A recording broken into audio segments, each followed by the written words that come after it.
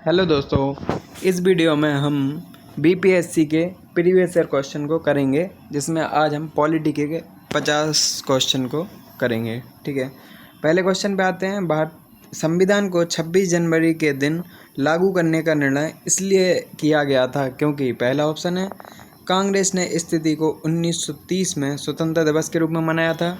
दूसरा ऑप्शन है, इस तिथि को 1942 में भारत छोड़ो आंदोलन प्रारंभ किया गया था। यह एक शुभ दिन था, या फिर उपरोक्त में से कोई नहीं। तो इसका सही आंसर होगा ए, क्योंकि 26 जनवरी 1930 को लाहौर सेशन के बाद रावी नदी के तट पर स्वतंत्रता दिवस के रूप में मनाया गया था। सॉल्यूशन पढ़ लेते हैं। भारतीय राष्ट्रीय कांग्रेस के लाहौर अधिवेशन में पूर्ण स्वराज की घोषणा की गई तथा 26 जनवरी 1930 को स्वतंत्रता दिवस के रूप में मनाए जाने का संकल्प लिया गया और आज़ादी के पूर्व तक 26 जनवरी को स्वतंत्रता दिवस के रूप में मनाया जाता रहा, परंतु 15 अगस्त 1947 को स्वतंत्र हो गया और तब से प्रत्येक वर्ष 15 अगस्त को स्वतंत्रता दिवस के रूप में मनाया जाने लगा। जबकि स्वतंत्रता प्राप्ति के पश्चात 26 जनवरी की तिथि को अविस्मरणीय बनाने हेतु भारतीय संविधान को पूर्णतः 26 जनवरी 1950 को लागू किया गया। तब से प्रत्येक वर्ष 26 जनवरी को गणतंत्र दिवस के रूप में मनाया जाने लगा। इस बार गणतंत्र दिवस के मुख्य अतिथि कौन थे? तो ये फ्रांस के राष्ट्रपति इमैनुअल मैक्रोन थे। ठीक है, अगले क्वेश्चन पे आते हैं। भारतीय संविधान में शामिल हैं 395 अनुच्छेद, 22 भाग एवं 12 सूचियाँ, 371 अनुच्छेद, 21 भाग 11 सूचियाँ, 372 अनुच्छेद, 20 भाग एवं 7 अनुसूचियाँ, 381 अनुच्छेद, 23 भाग 8 अनुसूचियाँ। तो आपको पता है मूल संविधान में 395 अनुच्छेद थे, जो कि अब लगभग 465 भी हो गए, लेकिन अनुच्छेद की संख्या 395 है। 22 भाग, जबकि वर्तमान में 25 भाग हैं, और 12 अनुसूचियाँ जो कि मूल संविधान में 8 थी, लेकिन अभी 12 हो चुकी हैं। चूँकि ऑप्शन में यही विकल्प दिया है जो लगभग सही है, तो इसलिए आंसर इसका ए है। भारतीय संविधान में लगभग 450 से अधिक अनुच्छेद हैं, परंतु यह सभी मूल अनुच्छेद के साथ उपखंड अर्थात का, खा, गा आदि के रूप में जुड़े हुए हैं। संविधान के मूल पाठ में 22 भाग, 395 अनुच्छेद और 8 अनुसूचियाँ थीं। ये सब जो मैंने अभी बताया, यही सब लिखा है। ठीक है, भारतीय संविधान में है 300 आर्टिकल, 350 आर्टिकल्स, 400 से अधिक आर्टिकल, 500 आर्टिकल्स। मैंने बताया अभी लगभग 465, तो ये 400 सी आंसर इसका सही होगा। अगले क्वेश्चन पे आते हैं। मिलान करें। संघीय सूची 97 प्रविष्टियाँ, राज्य सूची 47, समवर्ती सूची 66। तो इसका आंसर क्या हो जाएगा? तो समवर्ती सूची का ये 47 हो जाएगा, संघीय सूची का आ जाएगा 97, राज्य सूची का आ जाएगा 66। तो पहले का ए, दूसरे का सी, तीसरे का भी आंसर बी हो जाएगा। अब ये चेंज हो गया है, तो इसको आप एक बार देख लीजिएगा। समवर्ती सूची 52 हो गई हैं, राज्य सूची में 59, और जो वर्तमान में ये कितने हो गए हैं? 98 संघीय सूची में। ठीक है, ये पिछले साल अमेंडमेंट हुआ था, उसके अनुसार ये चेंज हो गए हैं, नहीं तो अभी तक जो पॉलिटी के पुरानी बुक है उसमें कुछ और लिखा है। ठीक है, अब सही शब्दों को विचारानुसार क्रम कीजिए। मतलब जो संविधान में जैसे जैसे शामिल किए, मतलब प्रस्तावना में जैसे जैसे शामिल किए गए हैं, उसके अनुसार इसको जमाना है। तो आपको पता होगा कि प्रस्तावना क्या है? हम भारत के लोग भारत को एक संपूर्ण प्रभुत्व संपन्न समाजवादी पंथ निरपेक्ष लोकतांत्रिक गणराज्य बनाने के लिए, तो क्या आ जाएगा? सी सबसे पहले आ जाएगा, फिर ए आ जाएगा, फिर डी, फिर बी। तो सही आंसर ए हो जाएगा। ठीक है, अगले क्वेश्चन पे आते हैं। भारतीय संविधान के प्रस्ताव में समाजवादी शब्द किस संशोधन के तहत जोड़ा गया? तो ये 42वें संशोधन 1976 में इंदिरा गांधी के काल में जोड़ा गया था। 42वें संविधान संशोधन को क्या कहते हैं? इसको मिनी कॉन्स्टिट्यूशन भी कहते हैं, और इसमें संविधान का एक बहुत बड़ा भाग परिवर्तित कर दिया गया था, तो ये भी ध्यान रखिए गया। 44वें संविधान संशोधन द्वारा क्या हुआ था? संपत्ति का अधिकार को हटाया गया था। ठीक है, अगले क्वेश्चन पे आते हैं, और ये 3 शब्द जोड़े गए थे, समाजवादी, पंथ निरपेक्ष और अखंडता शब्द। अगले क्वेश्चन पे आते हैं। एक नया राज्य बनाने में संविधान संशोधन के लिए कैसा बहुमत चाहिए? 2/3, 3/3, 2/3 आधे राज्यों का समर्थन, साधारण या उपरोक्त में से कोई नहीं। तो सही आंसर हो जाएगा उपरोक्त में से कोई नहीं, क्योंकि आपको पता होगा कि नया राज्य बनाने के लिए संविधान संशोधन की जरूरत, ये आंसर हो जाएगा इसके साधारण बहुमत की आवश्यकता होती है। नए राज्यों के निर्माण के लिए संशोधन हेतु अनुच्छेद 368 के तहत विशेष प्रक्रिया अपनाई नहीं जाती। संसद बहुत साधारण बहुमत से नए राज्यों का निर्माण कर सकती है, तो संविधान के अनुच्छेद ये मतलब जो 300 का संशोधन नहीं समझा जाएगा। जैसे मैंने बोला कि इसमें ध्यान नहीं दे पाया, ये साधारण बहुमत की आवश्यकता होती है संविधान संशोधन के लिए, कोई विशेष बहुमत की आवश्यकता नहीं होती है, ये मीनिंग है। चलिए आगे आते हैं। उन मौलिक अधिकारों का चयन करें जो भारतीय नागरिकों को प्राप्त है परंतु गैर नागरिकों को नहीं। तो इसके लिए मैं आपको एक बार लिख के बता दूं, तो आर्टिकल 15, 16, 19, 29 और 30 ये जो अधिकार हैं ये सिर्फ नागरिकों को प्राप्त है। इसके अलावा जितने भी हैं वो नागरिकों और गैर नागरिकों दोनों को प्राप्त हैं। तो भाषण एवं अभिव्यक्ति की स्वतंत्रता मतलब 19, कानून के समक्ष समता तो ये नहीं, ये 14 में आता है। अल्पसंख्यकों का अधिकार, जीवन और स्वतंत्रता का संरक्षण तो ये भी नहीं आएगा, मतलब पहला और तीसरा बस आ जाएगा, तो सही आंसर हो जाएगा ए। ठीक है। उच्चतम न्यायालय की व्यवस्था अनुसार निजी भवनों के ऊपर राष्ट्रीय झंडों को फहराना खालिस्तान की तरह हर नागरिक का मौलिक अधिकार है। तो ये किस में आ जाएगा? अनुच्छेद 19(1)(a) में आ जाएगा, क्योंकि स्वतंत्रता का अधिकार में ये दिया गया है। ठीक है, अगले क्वेश्चन पे आते हैं।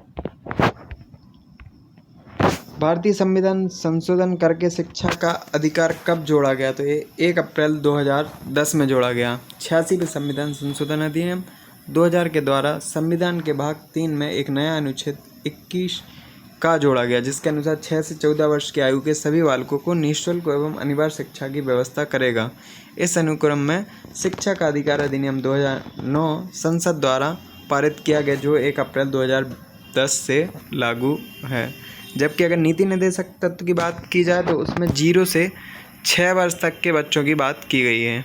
ठीक है, अनिवार्य शिक्षा की। अगले क्वेश्चन पे आते हैं। निम्नलिखित में से कौन सा एक मानवाधिकार भारतीय संविधान के अंतर्गत मौलिक अधिकार भी है? तो देखो इसका आंसर हो जाएगा शिक्षा का अधिकार। लेकिन यहाँ पर प्रॉब्लम क्या आ रही है ये पढ़ते हैं, अभी बताते हैं।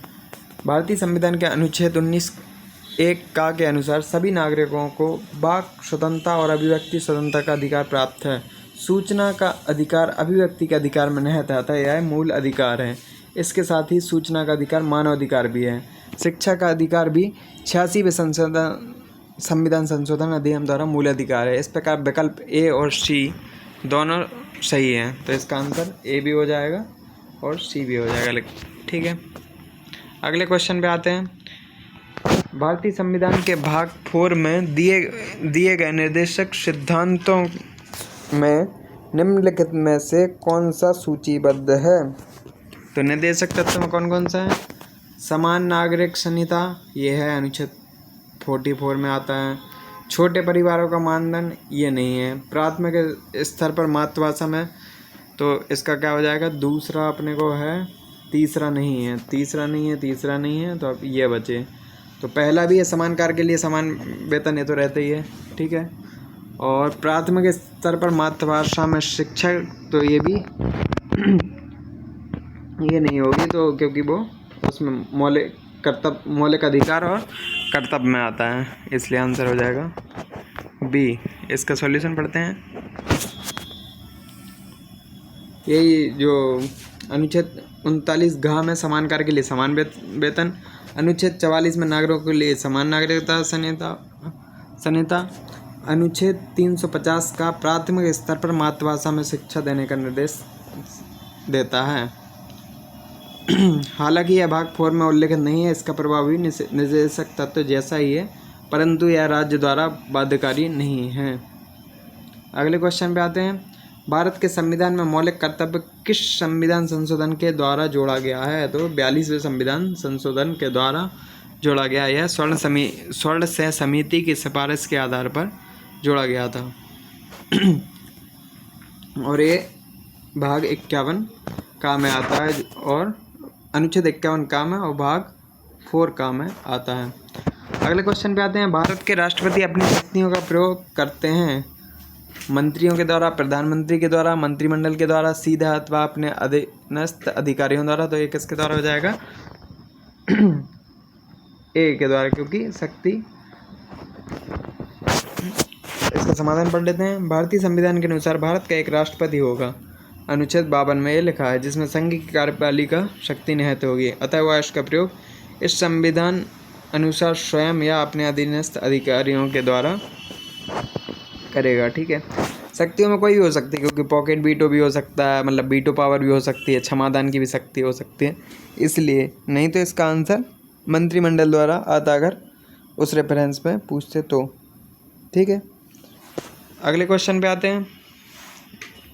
यदि राष्ट्रपति एवं उपराष्ट्रपति का पद खाली है तो भारत के राष्ट्रपति के पद पर कौन होता है? तो इसमें कौन होता है? भारत का मुख्य न्यायाधीश होता है। ठीक है, अनुच्छेद 65 के अनुसार यदि मृत्यु, त्यागपत्र अथवा हटाए जाने की स्थिति में राष्ट्रपति का पद रिक्त है तो पद का कार्यभार उपराष्ट्रपति संभालेगा, तथा यदि किन्हीं कारणों से उपराष्ट्रपति भी उपलब्ध नहीं है तो उच्चतम न्यायालय का मुख्य न्यायाधीश या उसके न रहने पर उसी न्यायालय का वरिष्ठतम न्यायाधीश जो उस समय उपलब्ध है राष्ट्रपति के कृत्यों को संपादित करेगा। ये किसमें है? President discharge of function bill 1969 के थ्रू किया गया था। अगले क्वेश्चन पे आते हैं। श्रीमती प्रतिभा पाटिल का भारतीय गणतंत्र के राष्ट्रपति के रूप में क्रम क्या है? तो इसका आंसर होगा 12वां। ठीक है, इसके बाद कौन बने थे? रामनाथ कोविंद बने थे, और इसके बाद द्रौपदी मुर्मू है। ठीक है,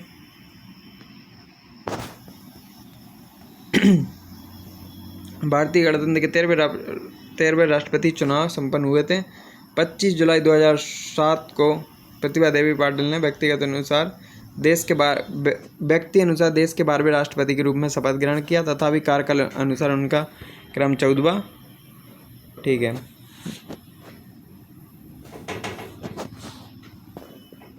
12वें राष्ट्रपति के रूप में शपथ ग्रहण की थी। व्यक्ति के अनुसार बोल रहे हैं, जबकि चुनाव कौन सा था? 13वें राष्ट्रपति चुनाव थे। ठीक है, अगले क्वेश्चन पे आते हैं। एक विधेयक जो संसद में प्रस्तुत किया जाता है कौन सी क्रिया के बाद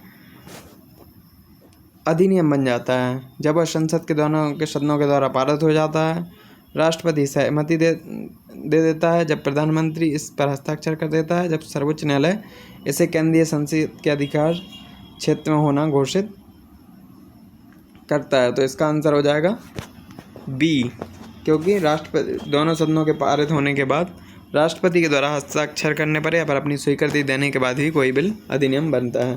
संविधान के अनुच्छेद 111 में विधेयकों पर राष्ट्रपति की अनुमति से संबंधित उपबंध है। एक विधेयक जो संसद में प्रस्तुत किया जाता है वह अधिनियम तभी बन पाता है जब सदन के दोनों सदनों द्वारा पारित होने के बाद राष्ट्रपति उस पर हस्ताक्षर कर अपनी सहमति दे देता है। अगले क्वेश्चन आते हैं। श्री मोहम्मद हाशिद अंसारी का भारत के उपराष्ट्रपति के रूप में क्रमांक है? इसका आंसर हो जाएगा 12वां, जैसा कि प्रतिभा पाटिल का भी था। ठीक है, अगले क्वेश्चन पे आते हैं, और इसके अगले वाले M.K. वेंकैया नायडू थे। ठीक है, अगले क्वेश्चन पे आते हैं। राष्ट्रीय सुरक्षा समिति का प्रधान कौन होता है? तो ये होते हैं प्रधानमंत्री। राष्ट्रीय सुरक्षा प्रधानमंत्री अध्यक्ष होता है। अगले क्वेश्चन पे आते हैं। भारत सरकार का कौन सा अधिकारी सदस्य ना होते हुए भी भारतीय संसद की कार्यवाही में भाग लेने का अधिकार रखता है? तो ये आ जाएगा अटॉर्नी जनरल।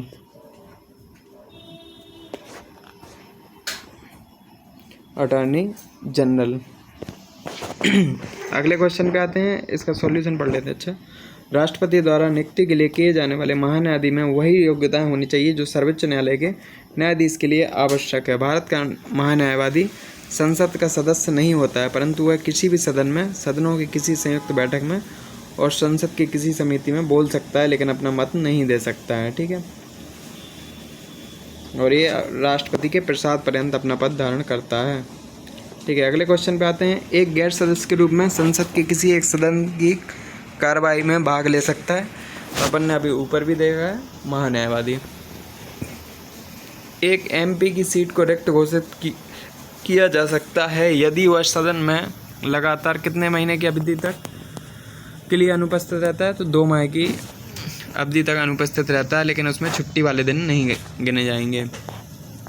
भारतीय संविधान के अनुच्छेद 101(4) के तहत संसद तथा 190(4) के तहत राज्य विधानमंडल के किसी सदस्य की सदस्यता तब समाप्त समझी जाती है जब वह 60 दिन की अवधि तक सदन की अनुज्ञा के बिना उसके सभी अधिवेशनों से अनुपस्थित रहता है। ठीक है, राज्यसभा में होते हैं 200 सदस्य, जिनमें से 20 सदस्य राष्ट्रपति के राष्ट्र द्वारा मनोनीत किए जाते हैं। गलत है। 275 सदस्य, जिनमें से 18 सदस्य भारत के राष्ट्रपति द्वारा मनोनीत किए जाते हैं। ये भी गलत है। ये तीसरा ऑप्शन है। 250 सदस्य, जिनमें से 12 सदस्य भारत के राष्ट्रपति द्वारा मनोनीत किए जाते हैं। और अगले ऑप्शन पे आते हैं 252 सदस्य। तो ये भी गलत है। तो इसका आंसर आ जाएगा सी। ठीक है, संविधान के अनुच्छेद 80(1) का में कहा गया है कि राज्यों के और संघ राज्य क्षेत्रों के 238 से अधिक प्रतिनिधियों तथा राष्ट्रपति द्वारा नाम निर्देशित किए गए 12 सदस्यों से मिलकर राज्यसभा बनेगी। अगले क्वेश्चन पे आते हैं। हमारे संविधान के अनुसार राज्यसभा का कार्यकाल 2 वर्ष में एक बार समाप्त हो जाता है, प्रत्येक 5 वर्ष में समाप्त हो जाता है, प्रत्येक 6 वर्ष में समाप्त हो जाता है। समाप्त होने का विषय नहीं है, क्योंकि हर साल 1/3 सदस्य इसके रिटायर्ड हो जाते हैं। 13C के अनुसार राज्यसभा का विघटन नहीं होगा, अर्थात वह एक स्थायी सदन है। इसके 1/3 सदस्य प्रत्येक 2 वर्ष की समाप्ति पर निवृत्त हो जाते हैं। इस प्रकार राज्यसभा के सदस्यों का कार्यकाल 6 वर्ष होता है। और ये लास्ट क्वेश्चन पे चलते हैं। किस सभा का अध्यक्ष उसका सदस्य नहीं होता है? तो राज्यसभा का नहीं होता है, क्योंकि ये उपराष्ट्रपति होता है। ठीक है, राज्यसभा का पदेन सभापति उपराष्ट्रपति होता है और वह राज्यसभा का सदस्य नहीं होता है, परंतु उसका निर्वाचन संसद के दोनों सदनों के सदस्यों द्वारा होता है। संविधान के अनुच्छेद 89 एवं अनुच्छेद 64 के अनुसार वह राज्यसभा का पदेन सभापति होता है। इसके साथ ही इस वीडियो को समाप्त करते हैं और इसी तरह आप बने रहिए और PYQ देखने के लिए। धन्यवाद।